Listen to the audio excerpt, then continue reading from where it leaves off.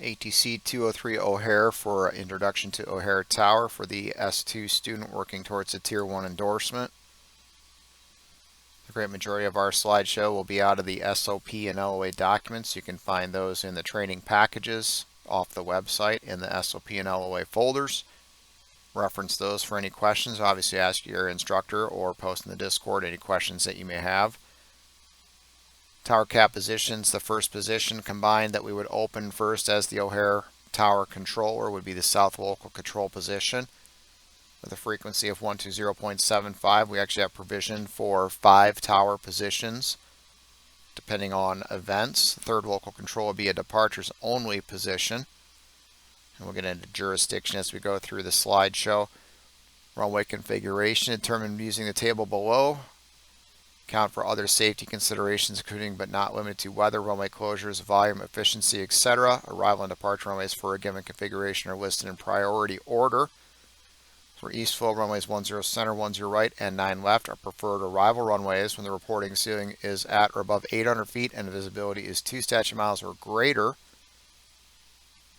So in a west flow with winds 9 knots or less, arrival runways in priority order would be 28 center, 27 center, 27 right, departing 22 left and 28 right. Typically what we can do too is check the DATIS website and just use what the real world is using for their flow and configuration. You can see east flow and also when the 4s or 2-2s would be used. vZAU ATC policy found in the policies folder, the TTLs for airports with PDC capability. Of course, that's O'Hare, Midway, and Milwaukee. If possible, clearance should be issued via PDC using the TTLs on the website, the VNAS website. If departure clearances cannot be issued via PDC, issue the clearance verbally. And the ASDI, when a runway is closed, the flying procedure shall be met. Advise the closure on the ATIS. An X will be placed on a closed runway, a red box drawn around any portion of runway not available for taxi.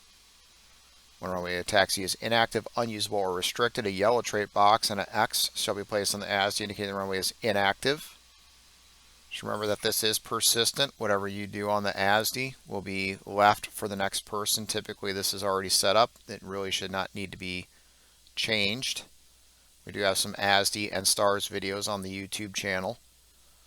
So you can review those videos on ASDI usage and the STARS commands, seeing as O'Hare is a radar tower. So you're going to want to be familiar with the STARS commands and STARS usage.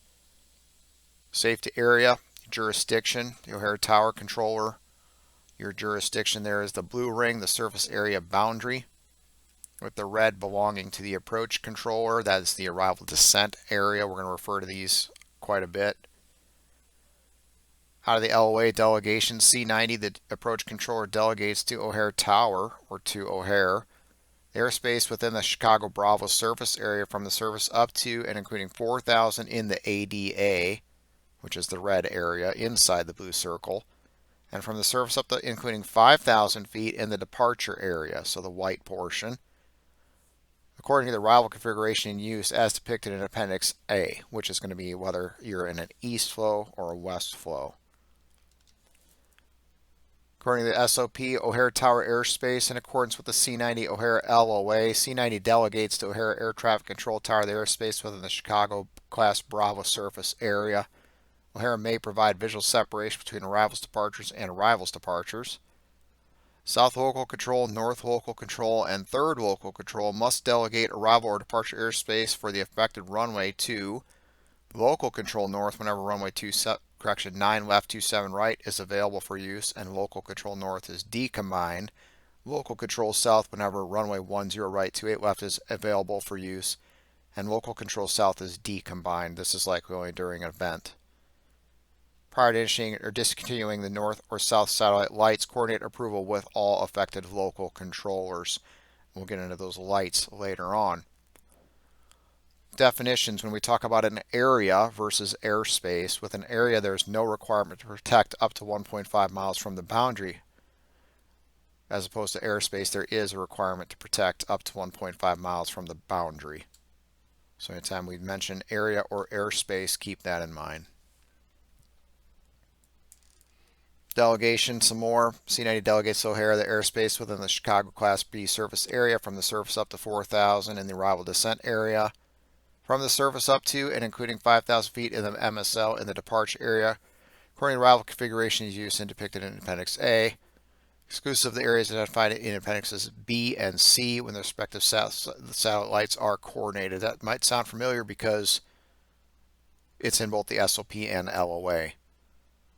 The authority to provide visual separation between arrivals, departures, and arrival departures where they're applicable provided. Visual separation between an aircraft under control of O'Hare and aircraft under control of C-90 meets provisions of FAA 7110.65, Chapter 7, Section 2, if you care to look that up. And the O'Hare METAR meets or exceeds basic VFR minimums. O'Hare SOP in the general section, local control, which is the tower, must provide separation between successive departures, between arrivals and departures, and between arrivals in the ATCT delegated airspace. Establish departure sequence to comply with current full control restrictions. Obtain arrival sequence via the radar display, your STARS display. Coordinate pertinent information with C-90. Only authorize another controller to cross an active runway for a single event and not for a series of crossings or a period of time. That, of course, will be with your ground controller. Adhere to TME restrictions and release times. If unable, advise the TMC. It's going to, again, be during events. Issue instructions to aircraft exiting runways to allow unimpeded movement across runway hold lines. Aircraft must be able to completely clear the landing runway and associated runway hold lines, even if this requires the local to use adjacent taxiways. Prior to authorizing an aircraft cross runway, inform of the closest aircraft inside the final approach fix, which is about 5 to 6 miles out. So you'd want to say cross runway 28 right, traffic on a 4-mile final, for instance. Or at other positions of an aircraft executing a go-around or abnormal encroachments by an aircraft, for instance, unauthorized runway crossing. Very short, the LOA general section simply states O'Hare must notify C-90 of the current ATIS code. Of course, the local controller dictates runway in use and the ATIS, so we're going to want to let our departure controller or arrival controller over top know. Back to the O'Hare SOP, local control north and south. We're talking about some towers positions. Local control north, when decombined, local control north must have jurisdiction of taxiway Delta and north. Taxi clearance limits instruct aircraft to hold short of runway 9 center, 27 center. Of course, the local control north will be running runways 9 left, 27 right to the north of the airport. Aircraft shall be instructed to monitor north local control prior to reaching the clearance limit. When appropriate, inbound ground control shall ensure aircraft are established on Delta prior to instructing aircraft to monitor north local control. Local control south must only be decombined during eastful operations and have jurisdiction of Quebec, uniform, Romeo, and south, and Yankee. And we've got a diagram here that basically shows this here, what we're talking about. Local control north owning Delta, north when decombined. Local control south owning Quebec, uniform, Romeo, and Yankee, south when decombined. We've got up to 5 tower positions. Local control north, local control south.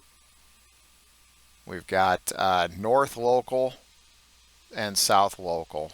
And we'll go over their jurisdiction a little bit more in both east and west flow. So again, this just graphically shows ground control has jurisdiction of all movement areas depicted in Appendix D, excluding, what we're basically saying is the purple would be owned by those tower positions when those towers are decombined. All runways are considered active unless coordinated with the local control. Do not issue taxi instructions that require unnecessary runway crossings. Provide positive control of aircraft pushbacks that may enter movement areas.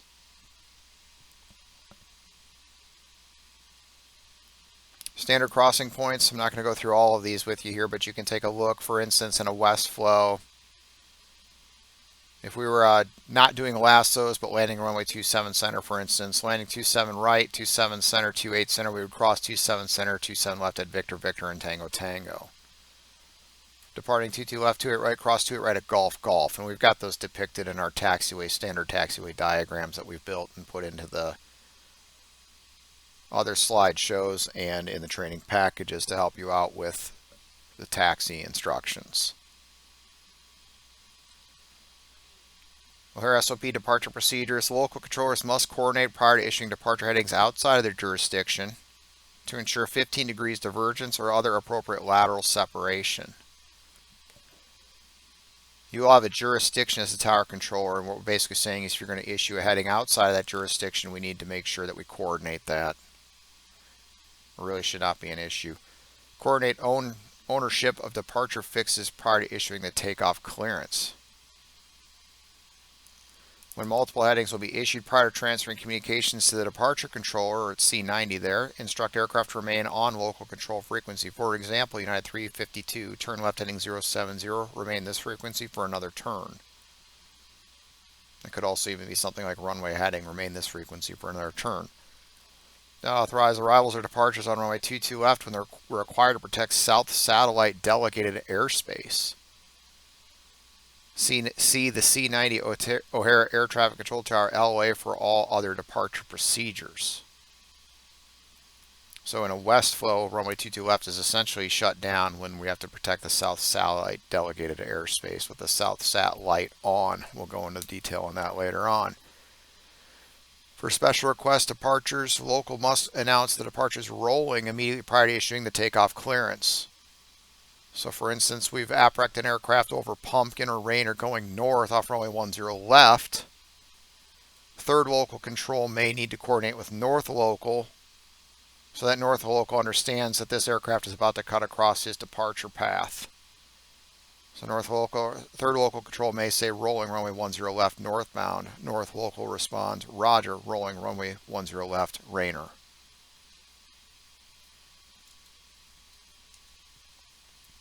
Simultaneous departure from parallel runways. O'Hare Tower is authorized by waiver to conduct simultaneous departures from runways 4 left, 4 right, 22 right, 22 left, 9 right with 9 left or 10 left, 9 center with 9 left or 10 left, 10 center with 9 right or 9 center, 27 left with 27 right or 28 center, 27 center with 27 right or 28 right, 28 center with 27 left or 27 center with course divergence by 15 degrees or more, beginning no later than 4 miles from the runway end, provided there must be a notification of simultaneous parallel departures to all concerned aircraft. This notification must be broadcast through the ATIS. Turns to achieve at least 15 degrees divergence or more must begin no later than 4 miles from the runway end. Initial runway centerline separation must be maintained or increased with no overlapping or touching of primary targets. When 22 left is unavailable for departures, tower may utilize runway 27 center as a departure runway. Note a missed approach or go around is considered a departure when issuing radar vectors at an altitude to maintain.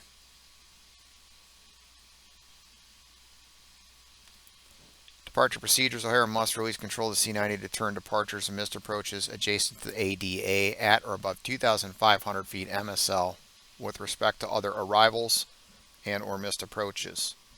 See Appendix A for the depiction. Release control of the C90 to turn departures, missed approaches adjacent to the South Satellite delegated area when the South Satellite is coordinated, as depicted in B. Again, we'll show you those momentarily. Issue the IFR route and request the altitude in accordance with Appendix E.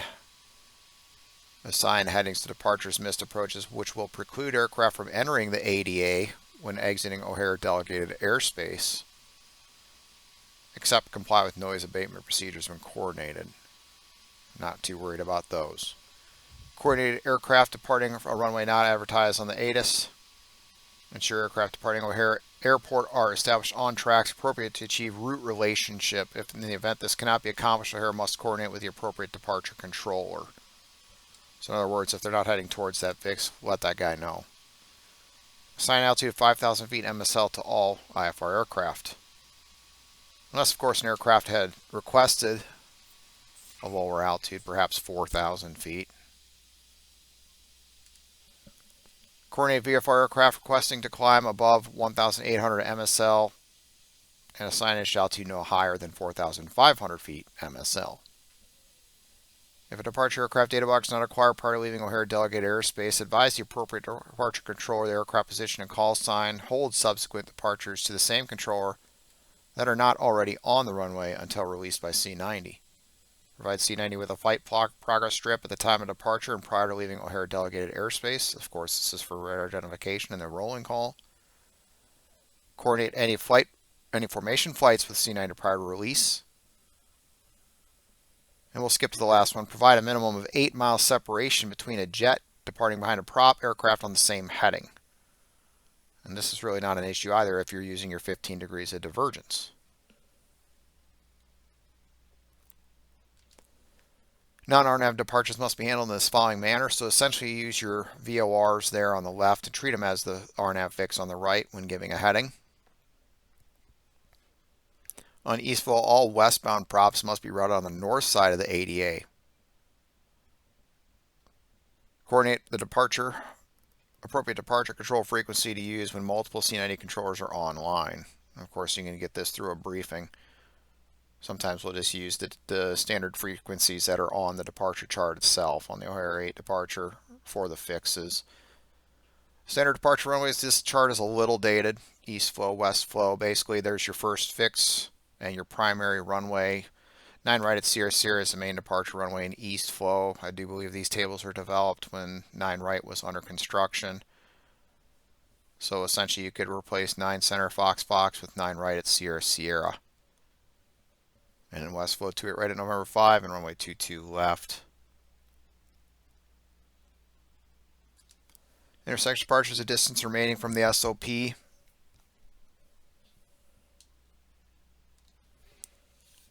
Local control jurisdiction. So each local control position is designated runways and departure headings clockwise as follows. So in a west flow, local control north, we don't depart runway 27 right. North local control has control of runways 27 left and 27 center.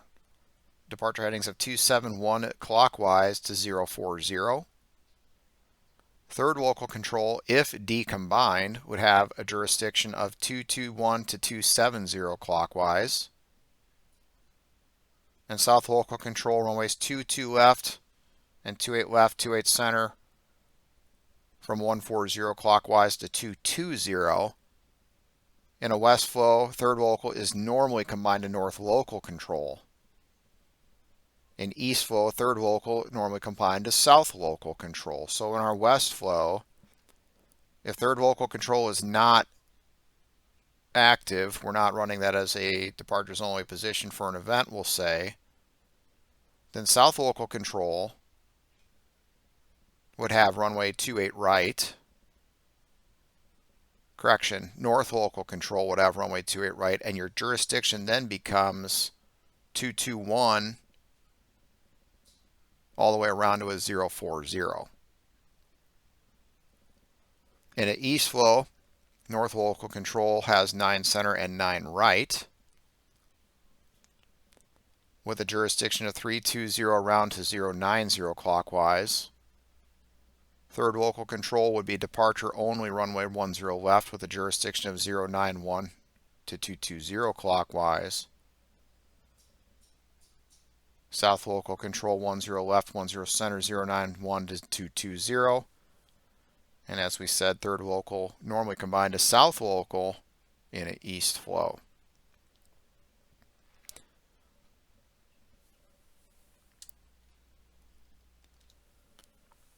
We do have some diagrams as well for west flow and east flow with some published headings to help you out with a little bit of essay as to where those fixes are and some possible recommended headings. Now remember, local controllers have a jurisdiction, and we just covered with those headings.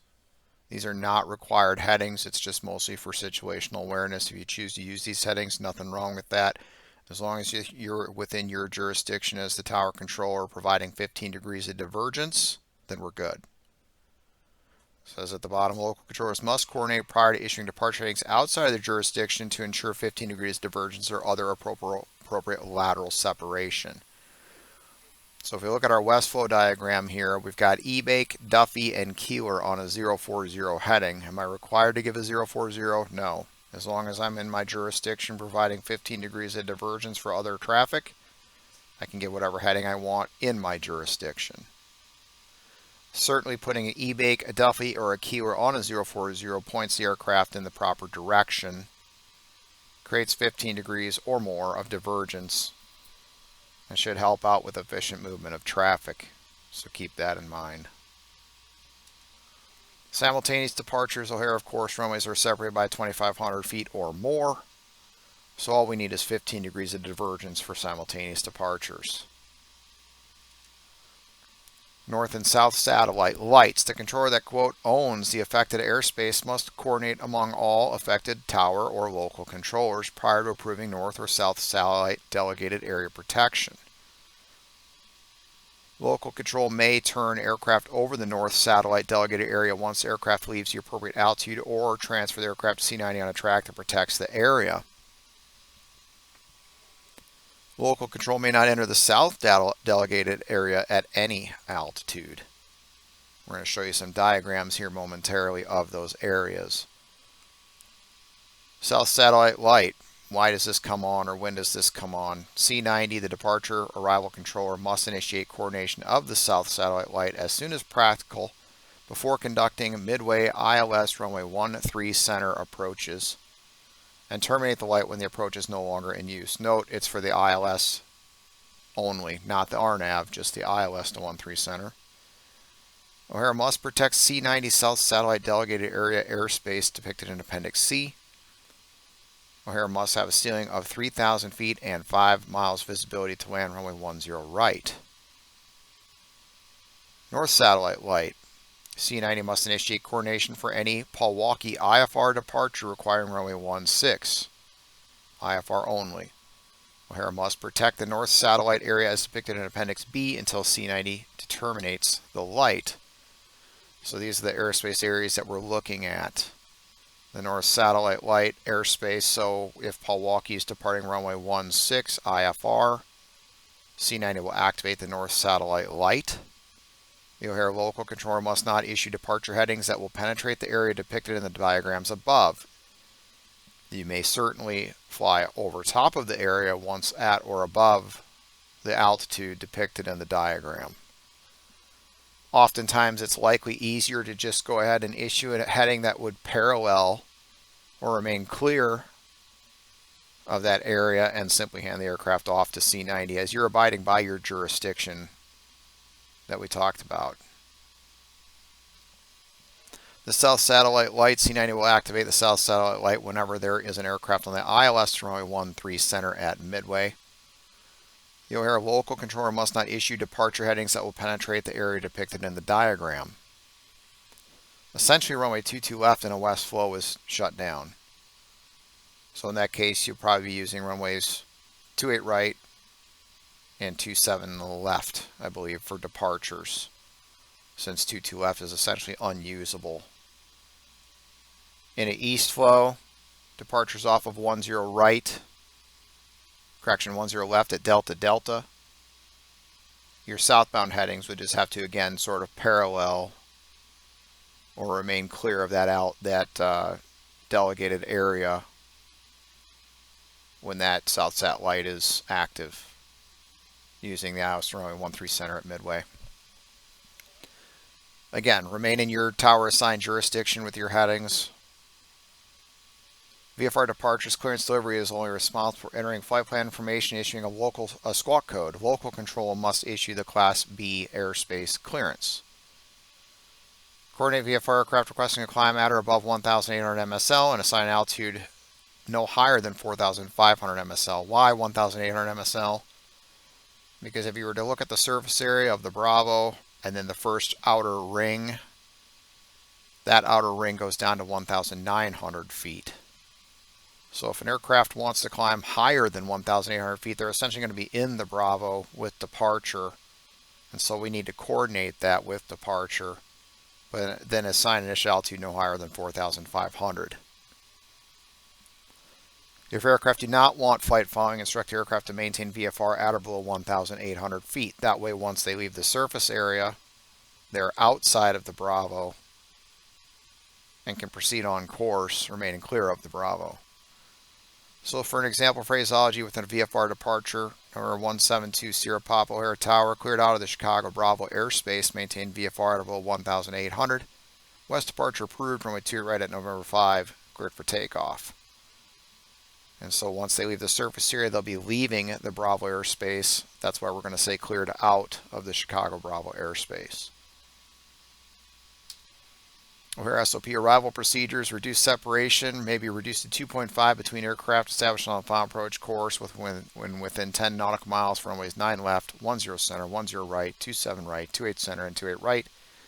Subject to the following: the aircraft leading aircraft's weight class is the same or less than their trailing aircraft. Wake turbulence generating aircraft may only be the trailing aircraft. The O'Hare METAR's reported visibility of 2 statute miles or greater.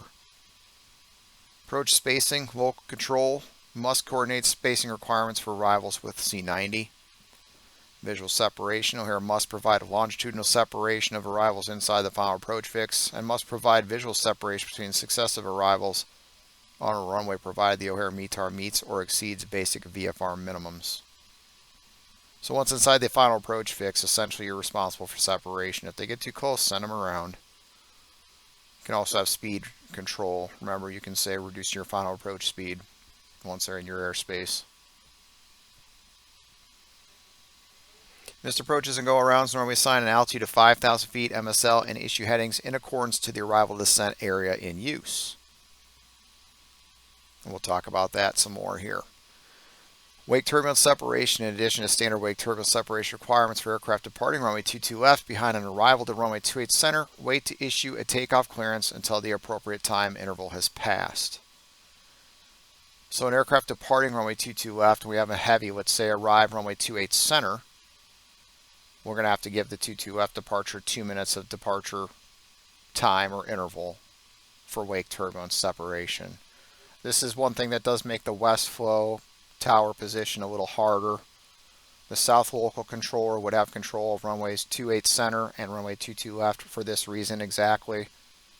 If I have an arrival, a heavy arrival that lands runway 28 center, I have to provide the 2 minutes of interval for the departure off runway 22 left.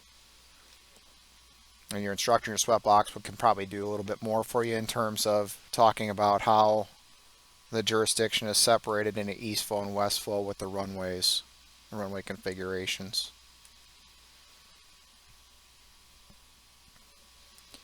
O'Hare LOA arrival procedures: O'Hare must utilize aircraft data blocks that display identification, type, and scratch pad information for the data transfer, identification of arrivals. Ensure longitudinal separation of arrivals inside the final approach fix. Provide visual separation per the 7110 7-2-1 between successive arrivals on a runway when the O'Hare METAR meets or exceeds basic VFR minimums. Coordinate all aircraft executing this approach by contacting the appropriate C90 departure controller, assign altitude of 5,000 feet, and issue headings in accordance to the arrival area in use, the ADA. Coordinate all operations above 2,000 feet MSL inside the arrival descent area, not landing at O'Hare. Standard crossing points: the local controller is responsible for taxiing aircraft on Papa to the standard crossing points. Remember, Papa in between runways 10 left, 10 center is owned by the south tower controller. In a west flow, crossing point will be at Gulf Gulf. So if landing 28 center, we'll taxi east on Papa and cross runway 28 right at Gulf Gulf. In an east flow landing runway 10 center, we're going to taxi west on Papa and cross runway 10 left at Charlie Charlie. Once the aircraft is clear of local control jurisdiction, hand off the aircraft to ground. An example of that might be United 2234 taxi via Papa, Gulf Gulf, hold short runway 28 right at Gulf Gulf. Or United 2234 cross runway 28 right at Gulf Gulf, contact ground 121.9 once they're across the runway on the other side. Again, our standard crossing points if you wish to review those more. Missed approach procedures. Missed approach go-around procedures must be pre-coordinated in IFR weather when aircraft may encroach on another local controller's airspace. Missed approach go around procedure. Normally assign an altitude of 5,000 feet and issue headings according to the arrival descent area in use. Note, if an aircraft goes around in the arrival descent area inside the final approach fix, climb the aircraft to 4,000 feet and instruct the pilot to track the localizer so the aircraft stays in local control jurisdiction, essentially inside the surface area. Once over the airport, issue the heading according to the arrival descent area in use. And I'm going to go ahead and pull up a picture here, what we're talking about. So just as an example, in West Flow, we have an aircraft that, let's say, it goes missed approach inside the final approach fix, which is right about here, but is in local control jurisdiction. We're going to have that aircraft climb to maintain 4,000 and track the localizer. 4,000, why? Because the tower only owns up to 4,000 in the ADA. Once that aircraft is over top of the runway or outside of the ADA in our airspace, we'll have them continue the climb to 5,000. And if the approach was runway 28 center, we're going to give them a heading in accordance with the ADA in use. In this case, we're going to have them turn left to heading of 140 to 5,000. If that aircraft was to the north runway here, let's say 27 center or 27 right, we'll have that aircraft turn right to heading of 040. Essentially, we want to parallel the ADA regardless of the flow, west flow, east flow. So in a east flow, we can pull up that example. In our aircraft that we're approaching 10 center, we'll do the same thing with the altitude, 4,000. Once they're in our area here, we can climb to 5,000 feet and turn right to a heading of 220 to runway 9 center or runway 9 left. We're going to have them turn left to a heading of 320.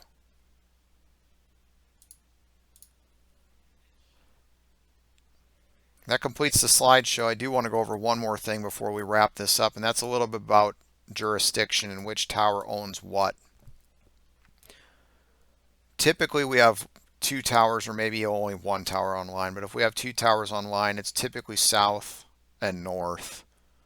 In an east flow, jurisdiction is pretty easy. South is going to own 9 right, 9 center, 9 left, and south is going to own 10 left, 10 center, 10 right. In a west flow, it's where things get a little trickier. Our north tower would own 28 right, 27 left, 2 center, 27 right, and our south tower controller would be essentially Papa and south. So Papa, 28 center, 28 left, not that we're ever going to arrive 28 left because of 22 left departures, but 28 center and 22 left, so it's a little chopped up. So think 28 right, north for the local tower, the north controller, and 22 left, Papa, 28 center, and south for the south controller.